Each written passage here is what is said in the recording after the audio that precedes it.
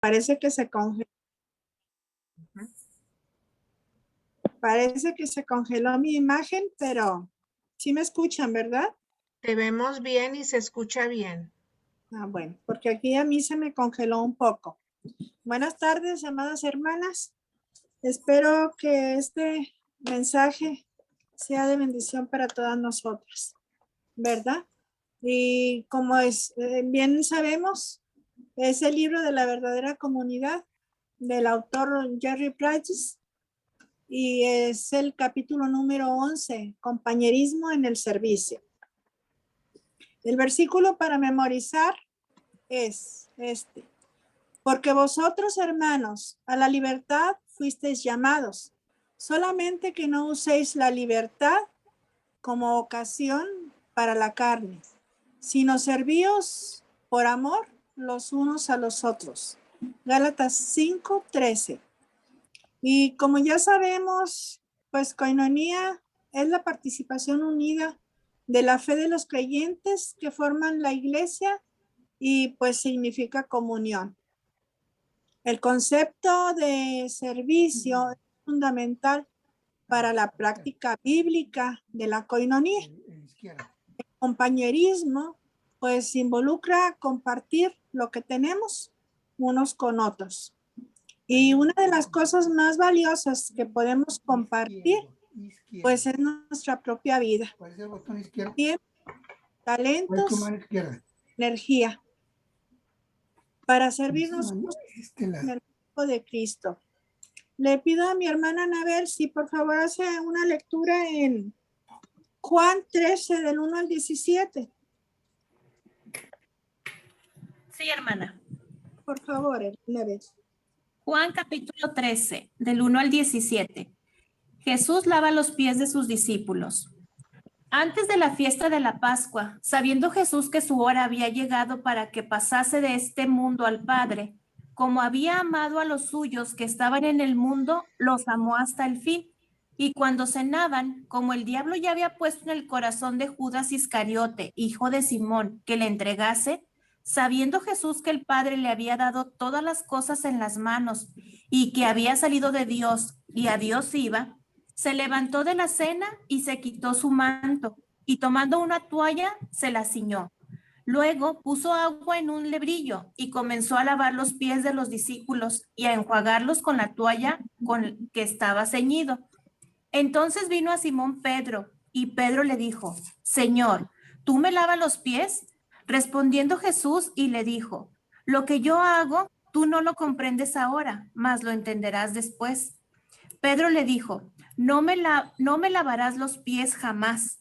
Jesús le respondió: si no te lavare, no tendrás parte conmigo. Y le dijo Simón Pedro: Señor, no solo mis pies, sino también las manos y la cabeza.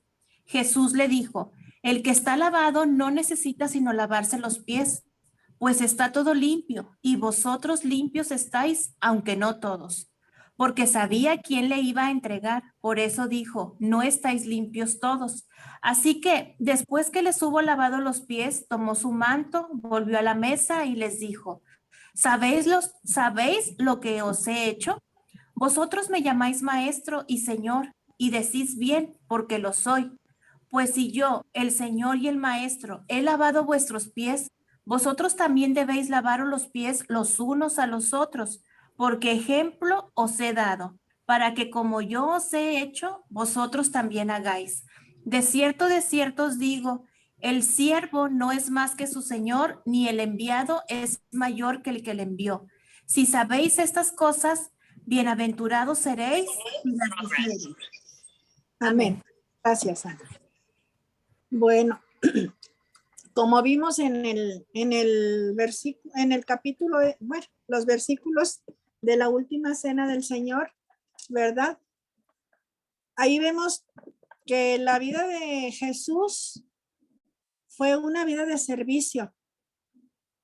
Es el ejemplo más notable de su carácter de siervo.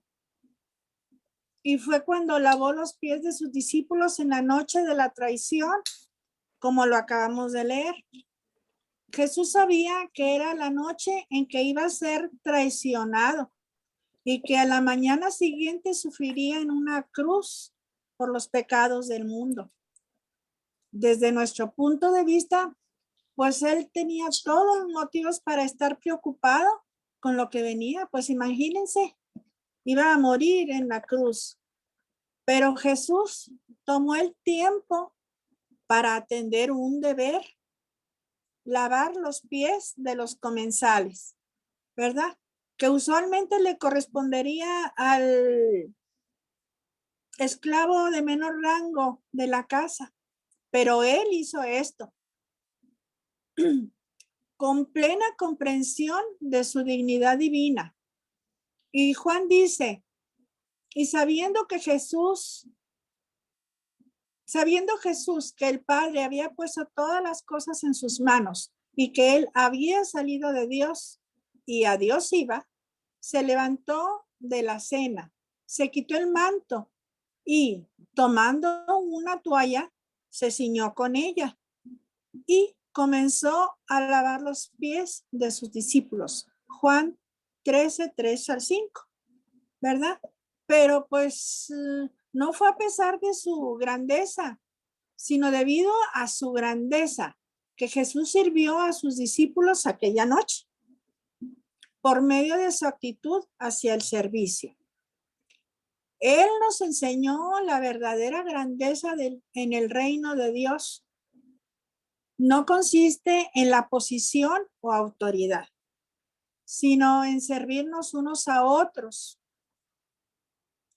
Si hemos de dominar los principios escriturarios de la verdadera comunidad bíblica, tenemos que dominar este.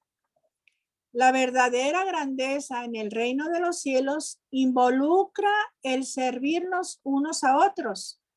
Jesús dijo, cualquiera que anhele ser grande entre ustedes será su servidor. Mateo 20, 26. El modelo más grande y el maestro más importante del servicio fue, pues por supuesto, el Señor Jesucristo, como lo vimos en la lectura, ¿verdad? Pablo dijo que el Señor tomó forma de siervo en Filipenses 2:7. Y Jesús les dijo acerca de sí mismo, el Hijo del Hombre no vino para ser servido, sino para servir y para dar su vida en rescate por muchos. Mateo 20, 28. Ahora vamos a ver las características de un siervo. Una de las bellezas del servicio es que no se requiere de talento especial o de dones espirituales para servirnos unos a otros, ¿verdad? Dios nos ha dado ciertas habilidades naturales. También queremos ser buenos mayordomos con esas habilidades y utilizarlas en el servicio a otros dentro del cuerpo de Cristo. Lo único que se requiere es pues la actitud de servicio. Y una de las características principales de un siervo es que sirve hacia abajo. Es fácil a quienes están arriba de nosotros, ¿verdad? Incluso el mundo lo espera así, pero Jesús sirvió hacia abajo. Además de su deidad, él era el líder del grupo de 12 discípulos. Él podía haber pedido a uno de los discípulos que lavara los pies de todos, pero pues decidió hacerlo él mismo. Y en Lucas 12:27 nos dice, porque ¿cuál es mayor? ¿El que se sienta a la mesa o el que sirve? ¿No es el que se sienta a la mesa? Mas yo estoy entre vosotros como el que sirve. Ahí vemos que Jesús reconoció que en el mundo el menor sirve al mayor, pero el cuerpo de Cristo, en el cuerpo de Cristo pues debe ser diferente. Como dice en Juan 13:15, porque ejemplo les he dado para que así como yo lo hice, ustedes también lo hagan, dice el Señor. Aquí tenemos otro ejemplo, pues para nuestra vida, ¿verdad? Pablo dice así en Hechos 20:34. Antes, vosotros sabéis que para lo que me ha sido necesario a mí y a los que están conmigo, estas manos me han servido. ¿Qué vemos aquí? Aquí se esperaría que los acompañantes de Pablo, aquellos que estaban aprendiendo de él en el ministerio, atendieran las necesidades de su maestro, o sea, de Pablo. Pero Pablo era un siervo y él suplía para las necesidades de todos ellos. Y Primero de Reyes 12:7 dice así: si tú fueres hoy siervo de este pueblo y los sirviereis, y respondiéndoles buenas palabras les hablares, ellos te servirán para siempre. Aquí vemos que el hijo de Salomón, el rey Roboam, no aprendió la lección de servir hacia abajo, pues muy poco tiempo después de su ascenso al trono de Israel, vinieron a él algunos del pueblo que le pidieron que redujera la pesada carga fiscal y la carga de trabajos forzados. Y el rey Roboam pues consultó a los ancianos consejeros de Salomón, su padre, y le dijeron que sirviera a su pueblo. Pero ¿saben qué? Él hizo todo lo contrario. Al cobrar impuestos demasiado altos y al hacerlos trabajar a marchas forzadas.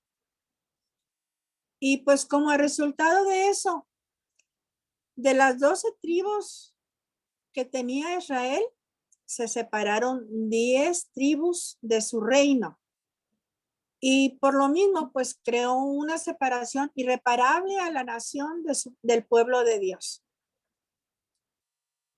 Pero pues sabemos que se necesita una actitud de servicio, un ojo y una mente para querer servir a los demás. Si tenemos una actitud de siervo, pues podemos desarrollar un ojo observador. La razón por la cual la mayoría de nosotras, pues no podemos ver las oportunidades para servir. Y es que la mayor parte del tiempo, pues siempre pensamos en nosotras mismas, ¿verdad? En vez de pensar en los demás. No hemos aprendido que hemos de ver no solamente por nuestros intereses, sino también por los intereses de otros. Ahora le pido a mi hermana Rosy, por favor, si puede leer Lucas 17 del 7 al 10. Claro que sí, hermano. Dice, ¿quién de vosotros teniendo un siervo que ara o apacienta ganado, al volver el del campo, luego le dice, pasa, siéntate a la mesa? ¿No le dice más bien, prepárame la cena, cíñete y sírveme hasta que haya comido y bebido? Y después de esto, come y bebe. Come y bebe, ¿tú? ¿Acaso da gracias al siervo porque hizo lo que se le había mandado? Pienso que no. Así también vosotros, cuando hayáis hecho todo lo que os ha sido ordenado, decid, siervos inútiles somos, pues lo que debíamos hacer, hicimos. Amén. Muchas gracias, Rosy. Pues eso es lo que comúnmente vemos nosotros. Se veía antes y en muchas partes se sigue viendo, ¿verdad? Y aquí vemos que Salomón observó en Proverbios 25:19, como diente roto y pie descoyuntado es la confianza en el prevaricador en tiempo de angustia. Ahí vemos que prevaricador pues es ser traicionero, ¿verdad? Mucha gente es traicionera ahorita en la actualidad. Y bajo inspiración divina, Pablo dijo en 1 Corintios 4:2, ahora bien, se requiere de los administradores que cada uno sea hallado fiel.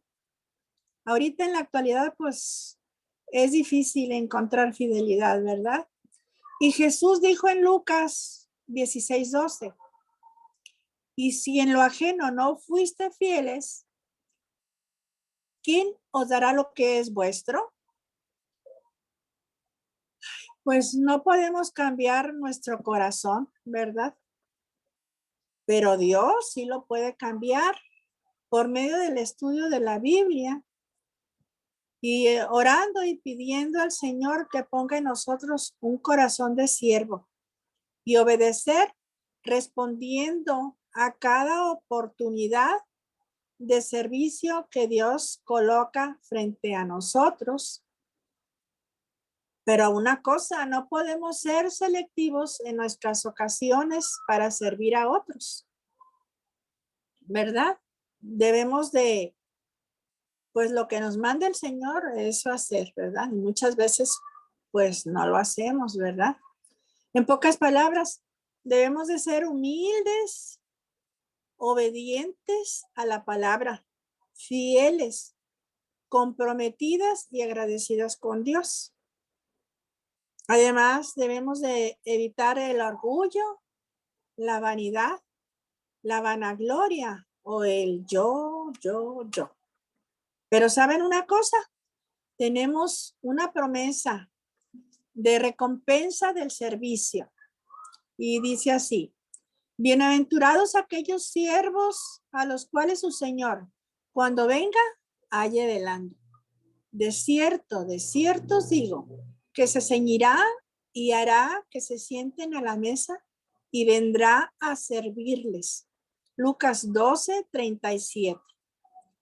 Este versículo, pues, es uno de los más intrigantes de la Biblia. Ahí Jesús dice claramente, bienaventurados aquellos siervos a quienes el Señor les encuentre velando cuando llegue. Aquí el Señor Jesús promete que vendrá con su gloria y majestad. Será el camarero de sus siervos fieles. Y pues yo me imagino que sería una recompensa divina y maravillosa para todas nosotras, si somos siervas fieles al servicio del Señor. Pero la verdad es que el Señor Jesús siempre y desde toda la eternidad, con su espíritu de siervo y hasta la fecha, nos sirve, porque siempre responde a nuestras peticiones, a nuestras oraciones, unas antes que otras, ¿verdad? Pero pues el Señor tiene sus tiempos. Y en Lucas 12:40 dice así, vosotros pues estad preparados, porque a la hora que no penséis, el Hijo del Hombre vendrá. ¿Cómo ven, hermanas? ¿Estaremos preparadas? Aquí termina el capítulo 11 y vamos a continuar con el capítulo 12, que es compañerismo social. Y el versículo para memorizar dice así, he aquí, yo estoy a la puerta y llamo. Si alguno oye mi voz y abre la puerta, entraré a él y cenaré con él y él conmigo. Apocalipsis 3:20. En el tiempo en que se escribió el Nuevo Testamento, la palabra koinonía a veces se usaba para desarrollar la interacción social común y corriente. Los escritores tomaron esta palabra como hicieron con otras palabras en griego y dieron una dimensión les dieron una dimensión espiritual. El objetivo de este libro ha sido explorar las diversas facetas de esa dimensión espiritual. Y por medio de esa ampliación de significado, ayudarnos a practicar el compañerismo en la forma tan rica y abrazadora en que lo practicaba la iglesia del primer siglo. A veces es necesario lidiar con algunas ideas equivocadas antes de llegar a la verdad. Pero en este contexto se puede entender por qué tantas veces he mencionado el hecho de que el compañerismo es mucho más que actividades sociales. Dios creó a hombres y mujeres para ser criaturas sociales, para disfrutar las relaciones con la familia y las amistades. Todos reconocemos que el ermitaño es una rara excepción. Sentimos pena por el solitario, ya sea en el trabajo, en la iglesia o en la escuela. Dios nos creó para disfrutar la vida, para ocuparnos de la recreación, para divertirnos en grande, ¿verdad? Porque a veces pues necesitamos necesitamos de todo, ¿verdad? Necesitamos la diversión, el descanso y los aspectos puramente sociales del compañerismo cristiano. No me han de negar que extrañamos mucho vernos y disfrutar los lunes de la femenil y los festejos de fin de mes, ¿verdad? Qué bonito, ¿verdad? Porque me imagino que todos los extrañamos, ¿verdad? Pero el problema ha sido que los cristianos casi nunca van más allá de la dimensión social del compañerismo. Por lo tanto, necesitamos un énfasis equilibrado sobre la iglesia como una comunidad de cuidado, como una participación en el evangelio y como un cuerpo de Cristo, de creyentes que se edifican espiritualmente unos a otros y comparten los bienes materiales unos con otros. La iglesia que fue formada en el día de Pentecostés demostró tener equilibrio en su compañerismo. La gente se dedicaba no solo a la enseñanza de los apóstoles, también a la oración y al compañerismo y al partimiento del pan. En Hechos 2:42 dice así: y perseveraban en la doctrina de los apóstoles, en la comunión unos con otros y en las oraciones. No está claro si en el texto el partimiento del pan incluía la cena del Señor, pero sí incluía el compartir comidas sociales. En Hechos 12, 46 y 47 dice: y partiendo el pan en las casas, comían juntos con alegría y sencillez de corazón, alabando a Dios y teniendo el favor de todo el pueblo. Esos cristianos del siglo I disfrutaban las actividades sociales cristianas. Los 4 evangelios registran numerosas ocasiones en que Jesús comía en el hogar de alguien y asistía a banquetes y bodas. Jesús realizó su primer milagro en la celebración de las bodas de Caná. Y una de las parábolas más conmovedoras es la del regreso del hijo pródigo, cuando el padre exclamaba con gozo, como dice Lucas 15:23, comamos y hagamos fiesta. Jesús dijo sobre sí mismo del hijo pródigo: cuando el padre exclama con gozo, ya me perdí, pero es lo mismo, ¿verdad? Jesús dijo sobre sí mismo: que el Hijo del Hombre comía y bebía y que por eso le llamaban comilón y bebedor en Lucas 7:34, aunque esa acusación obviamente era falsa, ¿verdad? Pero indica que Jesús disfrutaba bastante de esas ocasiones y por esa participación frecuente y vigorosa que tuvo, Dios aprobó dichas actividades. Y como vemos en 1 Corintios 10:31, que dice así: si pues coméis o bebéis o hacéis otra cosa, hacedlo todo para la gloria de Dios. Aquí vemos que todo lo que hagamos debemos de hacerlo como para el Señor, o sea, para la gloria de Dios, ¿verdad? Jesús siempre utilizó ocasiones sociales para evangelizar, para sanar o enseñar principios de la vida cristiana. Cuando Jesús dirigió el mensaje a la iglesia de la Odisea, Jesús dijo: he aquí, yo estoy a la puerta, llamo. Si alguno oye mi voz y abre la puerta, entraré a él y cenaré con él y él conmigo. Apocalipsis 3:20. Jesús los invitó a tener comunión con él. En aquel tiempo, compartir una comida juntos significaba tener compañerismo.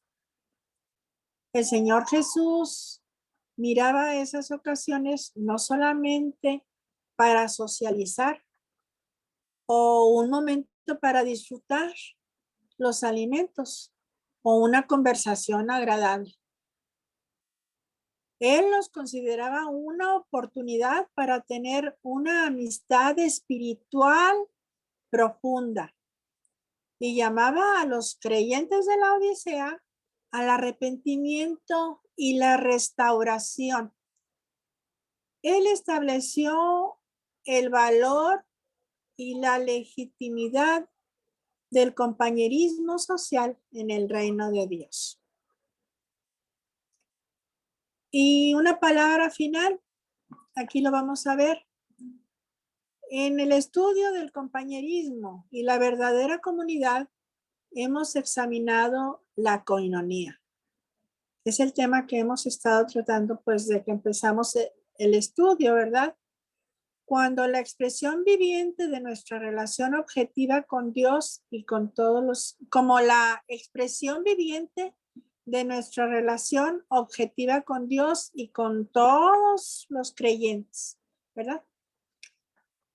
Hemos visto que el compañerismo es una comunidad de cuidado y una participación en el evangelio, porque compartimos unos con otros espiritualmente y a atendernos unos a otros materialmente, sufrir juntos, servirnos unos a otros, usar nuestros dones y talentos espirituales para el beneficio del cuerpo entero de Cristo.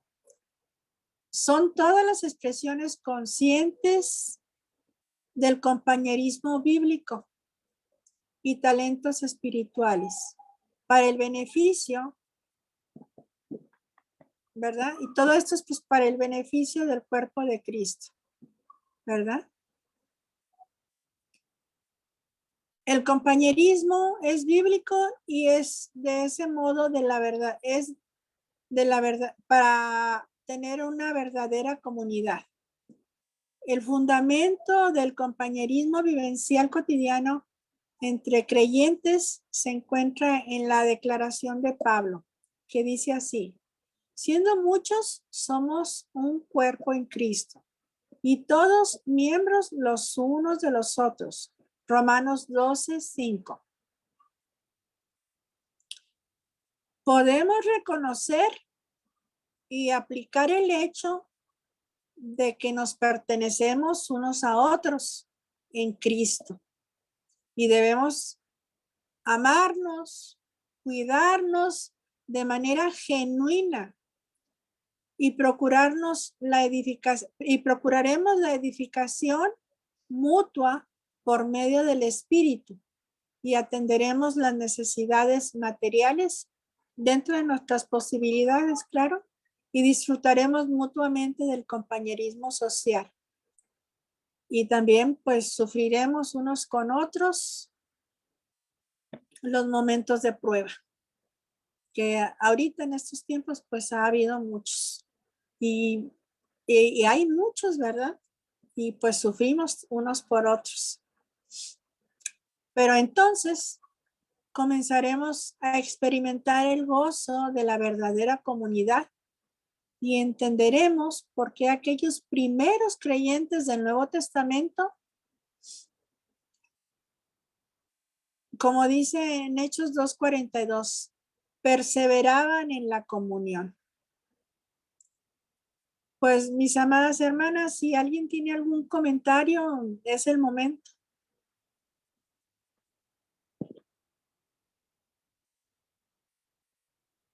Hermana Marisela, Mándenme. bien dice la palabra del Señor, mirad cuán bueno y cuán delicioso es habitar los hermanos juntos en armonía. Muy cierto. El Salmo 133, todo habla acerca de eso. Así Cuán es. bueno y cuán delicioso. Claro que extrañamos mucho las reuniones, el compañerismo. Nos da tristeza que no podemos reunirnos como antes. Quisiéramos hacerlo, nos animamos y quisiéramos estar allí todas juntas, como ya lo pasamos. Nunca hubiéramos pensado que iba a llegar